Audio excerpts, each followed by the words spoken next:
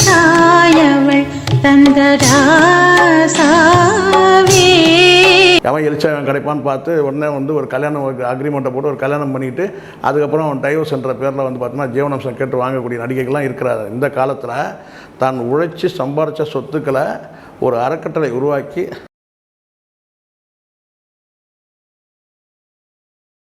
Recent voice நேயர்களுக்கு என் அன்பான வணக்கம். இன்றைக்கி நடிகை ஸ்ரீவித்யா பற்றி ஒரு முக்கியமான ஒரு செய்தி வந்து கசிஞ்சிருக்கு. என்னங்க அவங்க தான் இறந்துட்டாங்களே, இறந்த பிறகு என்ன செய்தி அப்படின்னு சொல்லி நீங்கள் கேட்பீங்க. அது ரொம்ப ரொம்ப முக்கியமான செய்தி. உண்மையிலேயே அந்த செய்தியை நீங்கள் கேட்டிங்கன்னா என்னங்க இப்படி கூட நடக்குமாங்க அப்படின்னு நீங்கள் கேட்பீங்க.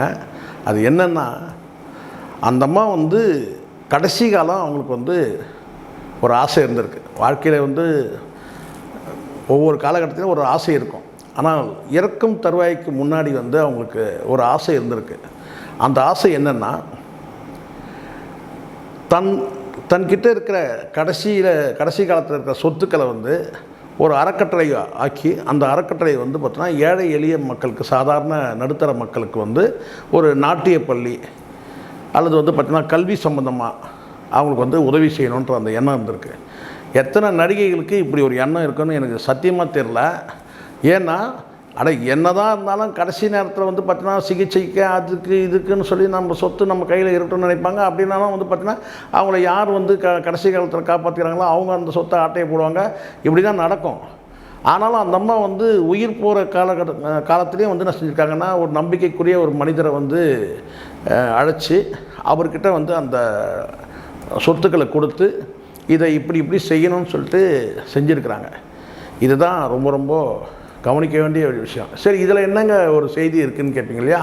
அதை அப்படியே நான் கடைசியாக சொல்கிறேன். அதுக்கு முன்னாடி நீங்கள் வந்துடுங்க. இந்த ஸ்ரீவித்யா யார்? ஏற்கனவே பல முறை நீங்கள் பார்த்துருப்பீங்க, படிச்சிருப்பீங்க. இருந்தாலும் என் மூலமாக உங்களுக்கு தெரியறதுன்னு கேட்டால் ஒரு லைனில் நான் சொல்லிட்டே வரேன் பாருங்கள். அவங்கள பற்றி பெரிய அகழ்வாராய்ச்சிலாம் பண்ண வேண்டிய அவசியம் இல்லை. மிகவும் என்ன சொல்ல, பல துரோகங்களை சந்தித்தவங்க, ஏமாற்றங்களை சந்தித்தவங்க, புத்திசாலி இல்லாத ஒரு பெண்ணாக இருந்திருக்கிறாங்க.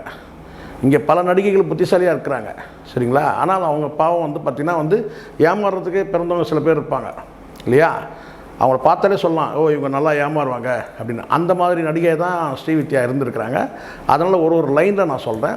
ஸ்ரீவித்யா அவங்க அப்பா வந்து ஆர் கிருஷ்ணமூர்த்தி, காமெடி ஆக்டர். நான் சொல்கிறது ரொம்ப பழைய காமெடி ஆக்டர். இப்போ சமீபத்தில் கிடையாது, ஒரு 90கள் 80கள் காலத்தில். நான் சொல்கிறது கிட்டத்தட்ட வந்து 60கள் 70கள் காலத்தில் அவர் வந்து 70 கூட கிடையாது, 60கள் காலத்தில் காமெடி நடிகர் தான் ரொம்ப ரொம்ப ரேர். ஸோ ஆர் கிருஷ்ணமூர்த்தின்னு ஒரு காமெடி நடிகர். அவங்க அம்மா வந்து வசந்தகுமாரின்னு சொல்லி அவங்க வந்து கர்நாடக இசை பாடல்கள் பாடக்கூடியவங்க, கச்சேரியில் கர்நாடக சங்கீதத்தை பாடக்கூடியவங்க. இவங்க 2 பேருக்கும் பிறந்த 2 பேர், ஒரு ஆண் ஒரு பெண். அதில் தான் இந்த அம்மா வந்து ஸ்ரீவித்யா. சரி, இது அப்பா அம்மா சொல்லிட்டோம். அவங்க எங்கே பிறந்தாங்க? சென்னையில் தான் பிறந்தாங்க. அப்போ தமிழ்நாட்டு பொண்ணு தான் அவங்க. ஆனால் அவங்க அம்மா கர்நாடக இசையில் ரொம்ப தேர்ந்தவங்க. ஆனால் தமிழ்நாட்டில் தான் பிறந்தவங்க, தமிழ் பெண் தான் அவங்க. சரி, இதுக்கப்புறம் அடுத்தது என்ன ஆச்சுன்னு, அடுத்தது அவங்க வந்து பார்த்திங்கன்னா சினிமா வாய்ப்புகள் கேட்டு, வறுமையில் இருந்ததுனால சினிமா வாய்ப்புகள் கேட்டு கஷ்டப்பட்டுருக்குறாங்க. அப்போது திருவருட் செல்வன்ற படத்தில் ஒரு முக்கியமான ஒரு ரோல் கொடுக்குறாங்க. ஆனாலும் பெரிய அளவில் இங்கே தமிழ்நாட்டில் அவங்களால ஷைன் பண்ண முடியல. அபூர்வ ராகங்கள் இது போன்ற படங்களில் வந்து பார்த்திங்கன்னா 2 கதாநாயகிகள் ஒரு கதாநாயகி அந்த மாதிரி தான் அவங்களுக்கு வந்து வாய்ப்புகள் வந்திருக்கு. அதில் வந்து அந்த காலகட்டத்தில் ரஜினிகாந்த், கமல் இவங்களெல்லாம் நடிச்சிருக்கிறாங்க. அப்போ ஒரு கட்டத்தில் அவங்க என்ன செஞ்சுருக்காங்கன்னா, போதும் இந்த சினிமா வாழ்க்கையை வந்து பெருசாக இது பண்ண முடியாது அப்படி சொல்லிட்டு அவங்க கமலை திருமணம் பண்ணலான்னு ட்ரை பண்ணியிருக்காங்க. ஆனால் கமல் பொறுத்த வரைக்கும் என்னென்னா, அம்மா வீட்டில் அவங்க வந்து சொல்கிறத கேட்கணும் இல்லையா?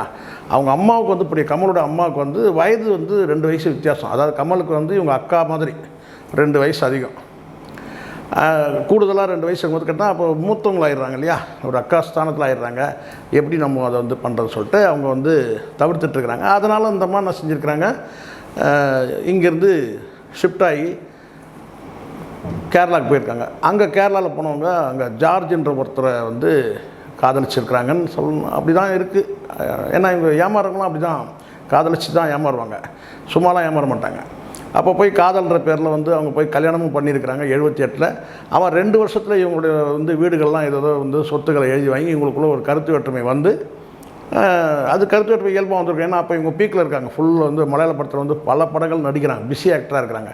அப்போ இவங்க சொத்துக்களை வந்து பார்த்தீங்கன்னா எழுதி வாங்கிட்டு சொல்லி தகராறாகி என்ன செஞ்சாங்க, ஒரு கட்டத்தில் வந்து டைவர்ஸ் ஆயிடுச்சு. அதுக்கப்புறம் மூன்றாவதாக வந்து பார்த்திங்கன்னா வந்து பரதன் சொல்லி ஒரு மலையாள டைரக்டர் தான் அவரும். இங்கே தமிழ் படங்களும் எடுத்து ஆவாரம் போது சில படங்கள்லாம் எடுத்து தான் சொல்கிறாங்க. அதில் இந்த காதலுக்கு மரியாதை என்ற படத்தில் வந்து லலிதான்னு சொல்லிட்டு இந்த பேபி ஷானியோட பாட்டியை நடிப்பாங்க ஒரு அம்மா, அதே இவர் ராதாரவிக்கு அம்மாவும் நடிப்பாங்க. ஸோ அந்த நடிகையோட கணவர் சொல்கிறாங்க. அது அவங்களுக்குள்ள டைவர்ஸ் ஆகிடுச்சான்னு தெரியல. ஆனால் இவங்க போய் லிவிங் இன் ரிலேஷன்ஷிப் பண்ணுறாங்க இல்லையா, அதில் போய் இருந்திருக்கிறாங்க. அதுக்கு பிறகு அங்கேயும் வந்து பார்த்திங்கன்னா இவங்களுக்கு கருத்து வேற்றுமை வந்திருக்கு. அதுக்கு பிறகு வந்து என்ன செஞ்சிட்டாங்கன்னா வந்து அவங்ககிட்டையும் கொஞ்சம் மிச்சம் மீதி எதுவும் அவங்ககிட்டையும் கொஞ்சம் ஏமாந்துட்டு அதுக்கப்புறம் என்ன செஞ்சிட்டாங்கன்னா கணேஷ்குமார்னு ஒரு பொலிட்டிஷியன் கம் ஆக்டர், அவர் வந்து கிட்டத்தட்ட 7 வயசு வித்தியாசம். அவர்கிட்ட போய் இவங்க கடைசியாக ஐக்கியமாக இருக்கிறாங்க. அப்போ அவங்களுக்கு தெரியும் நினைக்கிறேன், அம்மா ரோலு எல்லா ரோலும் பண்ணுவோம், சித்தி ரோலு, அக்கா ரோலு, அண்ணி ரோலு, எல்லா ரோலும் பண்ணிவிட்டு கடைசியாக அம்மா ரோல் பண்ணிவிட்டு அப்படி தான் இருந்தாங்க. ரஜினிகாந்த் அவர்களுக்கு அபூர்வ ராகம் படத்தில் ஸ்பெஷல் என்னன்னா அபூர்வ ராகங்களில் மனைவி ரோல், அதே வந்து பார்த்தீங்கன்னா மாமியார் ரோல் மாப்பிள்ளை படத்தில். அதுக்கப்புறம் பார்த்தீங்கன்னா தளபதியில் அம்மா ரோல். இது பாருங்கள், இதுதான் அங்கே இருக்குது. ஸோ அதனால் கமலுக்கும் அம்மாவாக நடிச்சிருக்காங்க, அது வேறு விஷயம். நான் கமலை வந்து கல்யாணம் பண்ணிக்க ஆசைப்பட்டிருக்கேன், அதே கமலுக்கு வந்து அபூர்வ சகோதரர்களை வந்து அம்மாவாக நடிச்சிருக்காங்க. ஸோ இப்படி வந்து அவங்க கெரியர் வந்து பார்த்திங்கன்னா கடைசியாக இப்போ என்ன பாயிண்ட் என்னன்னு கேட்டிங்கன்னா, கடைசியாக அவங்க என்ன செய்றாங்க, மிச்சம் மீதி இருக்க சொத்தை வந்து என்ன பண்ணியிருக்காங்கன்னா அந்த கணேஷ்குமார்கிட்ட கொடுத்து என்ன செஞ்சாங்கப்பா, நீ வந்து இதை நிர்வாகம் பண்ணி, ஏன்னா நான் இப்போ ஒரு சில நாட்களில் செத்துருவேன், ஏன்னா டாக்டர் சொல்லியாச்சு இது ஒன்றும் பண்ண முடியாது, ஏன்னா இது நடுமுதுகு தண்டில் இருக்கிற கேன்சர், இது ஒன்றும் பண்ண முடியாதுன்னு சொல்லிட்டுருக்காங்க, கைவிரிச்சிட்ருக்காங்க. அப்போ நம்முடைய மரணம்ன்றது குறிப்பிட்ட நாட்களில் வந்து நடக்குன்றது அவங்களுக்கு தெரிஞ்சிருச்சு. மற்றவங்களுடைய வாழ்க்கையெல்லாம் கண்ணாமூச்சியாக இருக்குது, எப்போ வந்து மரணம் நடக்கும்னு தெரியாது, எப்போனாலும் நடக்கும், அது நடக்காமல் போயிடும், இல்லை நாளைக்கு நடக்கும், 1 மாதம் கழிச்சு 2 மாதம் கழிச்சு. ஆனால் வந்து இந்த கேன்சர் இது போன்ற நோய் வந்தவங்களுக்கு என்ன கேட்டால் டாக்டரை ஃபிக்ஸ் பண்ணுறாங்க, இத்தனை நாள் வரைக்கும் தான் நீங்கள் இருப்பீங்கன்றதை ஃபிக்ஸ் பண்ணி டேட் அடித்து கொடுத்துருவாங்க. அப்போ அந்த மாதிரி என்ன செஞ்சுருக்காங்கன்னு கேட்டால், நம்ம வந்து கடைசி காலம் நமக்கு வந்து இப்படி ஆயிடுச்சு, இப்போ நம்ம என்ன செய்யலாம் இதை அப்படின்னும் போது அப்போ அவங்க என்ன பண்ணியிருக்கிறாங்க, சொத்துக்களை வந்து கணேஷ்குமார்கிட்ட கொடுத்து, எப்பா இதை நீ வந்து இதெல்லாம் நீ வச்சுக்க, இந்த சொத்துக்கள்லாம் வந்து ஒரு ட்ரஸ்ட்டு உருவாக்கி இதை வந்து நிர்வாகம் பண்ணு, அந்த ட்ரஸ்ட்டுக்கு நீயே வந்து தலைவராக இருந்துக்க, ஆனால் ஏழை எளிய மக்களுக்கு நல்லது செய்யணும். பாருங்கள், இறக்கும்போது என்ன செய்யணும், கடைசி காலமாக இருக்கிறான் கூட இருந்து பார்த்துக்கிறான், அட என்னடா நம்ம தான் உயிரே போக போகுது, யாருக்கு என்ன நடந்தால் என்ன, யார் எக்கடி போனால் என்ன அப்படின்னு என்ன செய்வாங்கன்னா வந்து அந்த மரணத்தை நினச்சி கவலைப்படுவாங்க, வேதனைப்படுவாங்க, கண்ணீர் விடுவாங்க, வேதனைப்படுவாங்க, அப்படி தான் இருப்பாங்க. சொத்துக்களை இதை பண்ணணும்னு நினைக்க மாட்டாங்க. அப்படின்னு கடைசி காலத்தை யார் கூட இருக்குன்னா எடுத்துகிட்டு போடா, ஆனால் எடுத்துகிட்டு போகணும் கூட கிடையாது, விட்டுட்டாலே ஆட்டோமேட்டிக்காக வந்து எழுதி கையெழுத்து வாங்கிட்டு இருக்க போகிறான், முடிஞ்சிச்சு. ஆனாலும் வந்து என்ன செஞ்சுருக்காங்கன்னா கணேஷ்குமாருக்கு தேவையானதையும் கொடுத்துட்டு அதுக்கப்புறம் என்ன செஞ்சுருக்கா, ஒரு மிச்சம் மீதி இருக்க சொத்துக்களை ஒரு ட்ரஸ்ட்டாக உருவாக்கி அந்த ட்ரஸ்ட்டை வந்து நிர்வாகம் பண்ணுறதுக்கு கணேஷ்குமார்கிட்டையே வந்து கொடுத்து நிர்வாகம் பண்ணியிருக்காங்க. அது வந்து அது மூலமாக நாட்டிய பள்ளியாக இருக்கட்டும், ஸ்கூலு, இந்த மாதிரி வந்து சில விஷயங்கள் வந்து பண்ணணும்னு சொல்லியிருக்கிறாங்க. ஸோ இப்போ அந்த கணேஷ்குமார் தான் அதை நிர்வாகம் பண்ணுறதா சொல்கிறாங்க.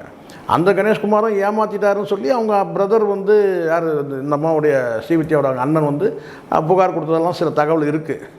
அது காரணம் ஒரு உண்மையாக இருக்கலாம், அது பொய்யாக இருக்கலாம். ஏன்னா வந்து நம்மளோட தங்கச்சி வந்து நம்மளை 3வது நபரை நம்பி இருக்கிறாங்கன்னு சொல்லி கூட அப்படி நினச்சி பொய்யாக கூட சொல்லியிருக்கலாம், அது உண்மையாக கூட இருக்கலாம், ஏமாத்தினது உண்மையாக இருக்கலாம். அவர் சுருட்டிக்கிட்டார் சொத்தெல்லாம், அவர் சுருட்டிக்கிட்டார் சொல்லிட்டு யார் இங்கே நிலையாக இருக்க போகிறாங்க, அந்த கணேஷ்குமாரை எவ்வளோ நாளைக்கு நிலையாக இருக்க போகிறார், அது வேறு விஷயம். ஆனாலும் வந்து நமக்கு என்ன பாயிண்ட்டுன்னா, எந்த நடிகைக்கும் வராத ஒரு எண்ணம் அந்த அம்மாவுக்கு வந்திருக்கு. அதை தான் நம்ம பெருமையாக நினைக்கிறோம் ஸ்ரீவித்யா பற்றி.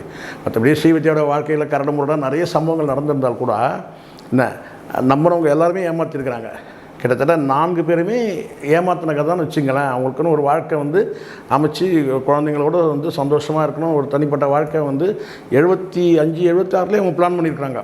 ஆனாலும் வந்து முதல் ஏமாற்றம் கமல்கிட்ட, 2வது ஏமாற்றம் வந்து ஜார்ஜ் தாமஸ் கிட்ட, 3வது ஏமாற்றம் பரதன் கிட்ட, 4வது ஏமாற்றம் கணேஷ்குமார். ஸோ இப்படி அவங்களுடைய வாழ்க்கை வந்து பார்த்தீங்கன்னா ஏமாற்றமாகவே இருந்து போயிடுச்சு. அவங்களோட கடைசி எண்ணம் வந்து என்னென்னா, தன் சொத்துக்களை வந்து ஒரு அறக்கட்டளை உருவாக்கி அதை வந்து ஏழை எளிய மக்களுக்கு செய்யணும் செஞ்சு அந்த நினச்சாங்க பார்த்தீங்களா, அதுக்காகத்தான் இந்த வீடியோவை நான் போட்டேன். இப்படிப்பட்ட நடிகைகளும் இருக்கிறாங்க. எவ்வளோ சுயநலமாக இருக்கக்கூடிய நடிகைகள், விவாகரத்து பெறுவதற்காகவே பல திருமணங்களை பண்ணிக்கிற வந்து நடிகைகள்லாம் இருக்கிறாங்க.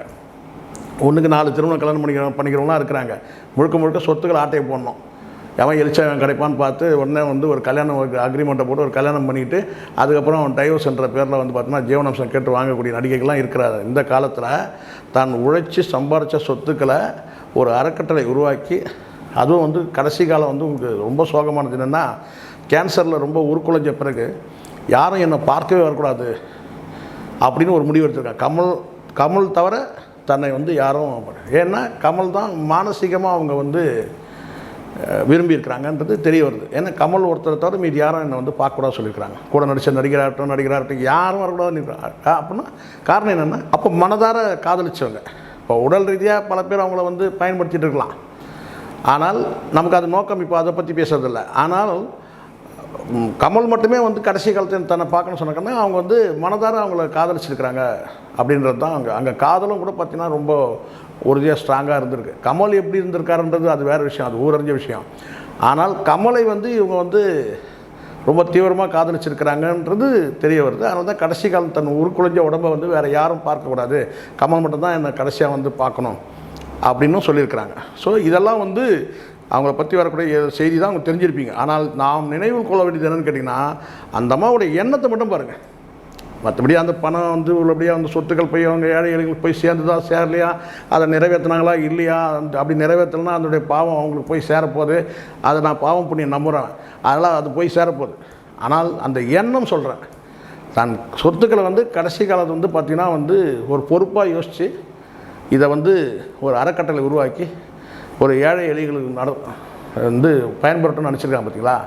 அதுக்காக வந்து ஸ்ரீவித்யாவுக்கு நம்ம சபாஷ் சொல்லணும். நன்றி, வணக்கம்.